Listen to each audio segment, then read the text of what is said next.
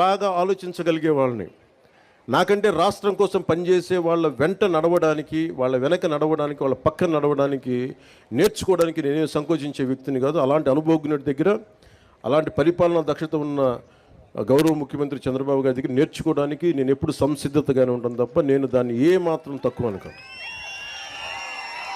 ఇది ఎందుకు మీకు దృష్టికి తీసుకొస్తున్నానంటే, ఇన్ని కోట్ల మంది ప్రజలకి ఒక నాయకులు సరిపోరు. చాలామంది నాయకుల సమూహం కావాలి.